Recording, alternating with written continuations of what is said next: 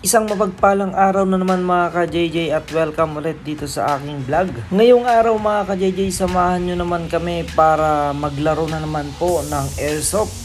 Yan, kasama ko si Joey, ang ating videographer ngayon. Nandito tayo ngayon sa may Batangas City mga ka-JJ. Dito lang po yung laruan. Yan, dito lang po yung game site na pupuntahan namin. At syempre makakasama natin dyan mga ka-JJ ang Team Matikas. First time namin makasama mga ka-JJ ang Team Matikas. At salamat kay Sir Gab at in-invite tayo dito sa team niya. Ayan, nandito kami ngayon sa may Banabais mga ka-JJ. Papasok po kami dito sa medyo liblib na lugar. At ito po ang game site ng Team Salawahan. First time lang namin ma-meet mga ka-JJ ang Team Matikas, ang team ni Sir Gab at ang Team Salawahan. Ito nga ang game site at kasama kami agad sa invitational game ng Team Salawahan. Yan, isinama kami ni Sir Gab sa team nila, ang Team Matikas. At tignan nyo naman mga ka-JJ ang place. Grabe. Napaka-presko ang hangin dito. At sigurado mga ka-JJ mag-e-enjoy po tayo ngayon sa laro. At eto naman po si Sir Gab mga ka-JJ ang nag-invite sa atin sa Team Matikas. Maraming salamat Sir Gab sa mga unit din po na pinarent po niya sa amin, sa mga gear po na gagamitin namin. Maraming salamat Sir Gab. At sana sa susunod na game ay makapag-rent ulit kami habang wala pa po kaming mga unit. At syempre mga ka-JJ, kahit meron po tayong vest na ilalagay po bilang protection natin, kailangan pa rin po natin magsuot ng makakapal na jacket. Kailangan meron tayong pantalon na makapal. Kailangan nakasapatos tayo mga ka-JJ para po mas hindi po natin ramdam yung tama sa atin ng airsoft. Kasi kailangan pa rin po mag-ingat kahit na sabihin nating ito ay laruan lang. Yan, medyo may sakit din po na nararamdaman kapag naglalaro kayo ng airsoft. At kailangan din natin mga ka-JJ magsuot ng gloves. Yan, kasi last time mga ka-JJ nung unang laro ko sa airsoft, tinamaan po ako sa may daliri sa aking hindiliit at sobrang naramdaman ko talaga at medyo masakit. Kaya advisable po na kapag naglalaro tayo ng airsoft mga ka-JJ ay kailangan pa rin po ng gloves. Yan, kailangan complete gear po tayo para in case po na matamaan tayo ay konting-konti ang mararamdaman natin mga ka-JJ. At syempre mga ka-JJ, kapag meron tayong gloves, may jacket, eto na nga ang ating vest. Yan, kailangan po nating magsuot nito. Yan, para tayong totoong pulis niya na. Yan, kailangan po talaga natin yan. Yan po yung isa sa pinaka-importante para maprotektahan po ang ating katawan. Sa mga oras na to mga ka-JJ, kabadong-kabado po ang ating kasamang si Joey dahil naka-red daw po siya. At dito naman sa part na to mga ka-JJ, andito po tayo kung saan tinitest po ang mga baril ng bawat team para makita po at masukat kung gaano po kalakas yung mga baril. Kasi meron po silang sinet na limit lamang po ng ating mga baril para hindi po siya makasakit. Ayan mga ka-JJ, ito po ang aking baril. Nung tinest po siya ay 375 FPS. Yan, ganun po kalakas. Pero may mas mga malalakas pa po diyan. At ayan na mga ka-JJ, ready to fire na po ang ating baril at nakaset na po yan, na okay na po para sa ating game. Let's go guys.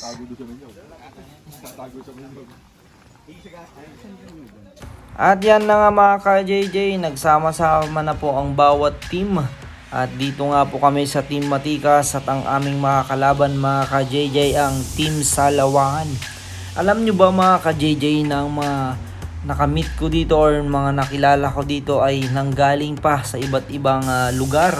Malalayong lugar, meron po atang Laguna, may Lipa, may San Jose at dito nga sa amin sa Batangas City mga ka-JJ. Tignan nyo naman mga ka-JJ ang aming pormahan.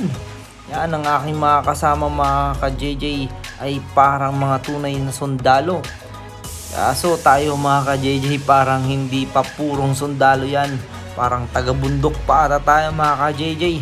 Konting idea lang mga ka-JJ kung paano laruin ang larong airsoft. Yan, hindi pa tayo expert pero mabibigyan ko na kayo ng kaunting idea kung papaano nga ba ito. Kung makikita nyo mga ka-JJ, meron po tayong nakasuot ng reflectorize. Yan po ang tinatawag naming marshal. Sila po yung parang magiging referee ng larong airsoft. Sila din po yung magbibigay ng mga instruction at kung paano po yung magiging flow ng game. Kasi sa larong airsoft mga ka-JJ, hindi lang po putukan yan at sakitan. Meron po tayong mga laro, iba't ibang laro tulad ng capture the flag, defend the base, tapos yung hanapan ng ribbon, searching egg, tapos meron tayong tinatawag na skirmish. Yun yung parang bakbakan hanggang magkaubusan po. Sa una mga ka-JJ, talagang mapipil mo na masakit ang tama niya. Pero sa banda-banda riyan mga ka-JJ, mag-e-enjoy kang maglaro ng airsoft. Subukan nyo to.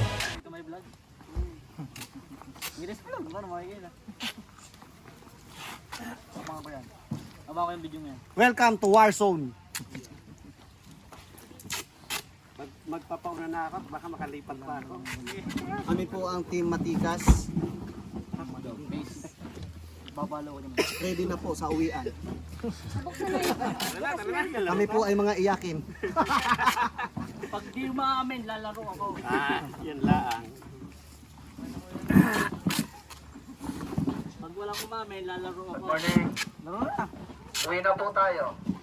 Uwi na. Laki na siya. Nihilog din sa gate. Ayos yan ha. Baka habulin ka na tayo. Wala naman kami.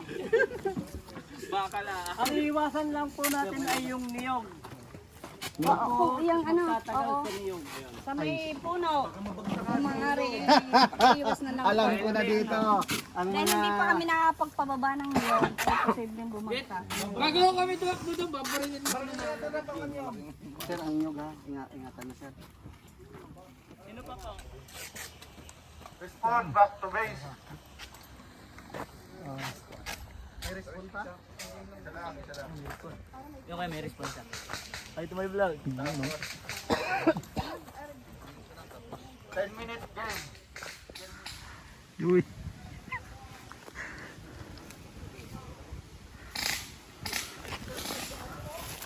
Yung lang. Marami ka pa masyado. Sir, gusto mo yung pati mo ba?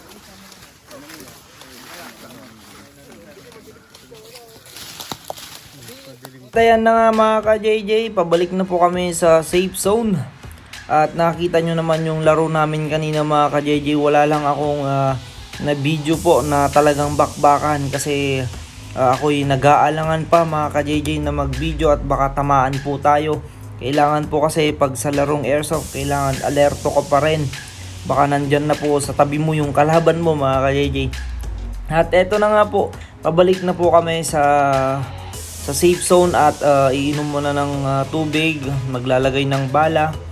At ito, magpapahinga muna ng konti at maya maya bakbakan na ulit. At ang kakatapos lang na laro namin mga ka-JJ ay skirmish, yun po yung ubusan. Yan, kapag tinamaan at naubos ang kalaban, yun po yung panalo. Yan mga ka-JJ, sinipat lang namin ito at pinasimpleng binidyohan itong sniper na ito. Napakaganda mga ka-JJ. At eto naman, tinetest fire ko lang po mga ka-JJ ang aking baril. At tinitignan ko ng ayos yung sight niya kasi hindi ko pa kabisado itong aking hawak na baril ngayon mga ka-JJ. At kailangan safety pa rin yan mga ka-JJ, tulad ng sabi nga ng karamihan, always i-treat mo ang airsoft gun na parang tunay na baril. At eto nga napansin ko mga ka-JJ, sobrang dumi ng aking pantalon. At ang aking jacket ay magabok na din dahil talagang dumadapa tayo mga ka-JJ para makapagtago at makapaghanap ng kalaban. At nagutom na nga mga ka-JJ, kaya kailangan na nating kumain ng saglit at balik ulit tayo sa laro. Buti na lang may mga pagkain ditong pwedeng bilhin at mga soft drinks at tubig. Ayan mga ka-JJ, panoorin nyo itong larong ito. Dito po mga ka-JJ sa bandang yan, binibidyoan po ako ni Joey. Kaso wala pa po yung kalaban diyan. Sir, maglagay ka pa ng isang ano. Pataas ka eh.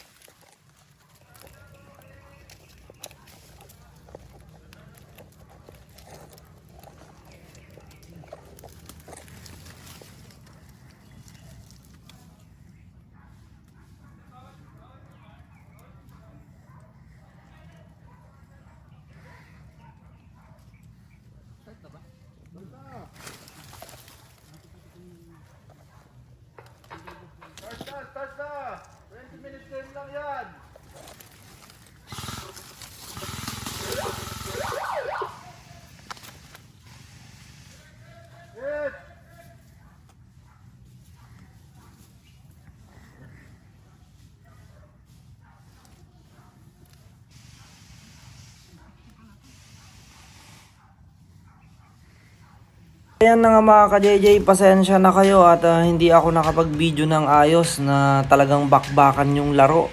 At nag-alangan pa tayong mag-video mga ka-JJ at baka tamaan tayo. At maraming salamat sa Team Matikas at saka sa Team Salawahan. Sa susunod na linggo mga ka-JJ, abangan nyo ulit ang aking vlog. Sa Team Matikas site na po ako pupunta. Maraming salamat sa inyo.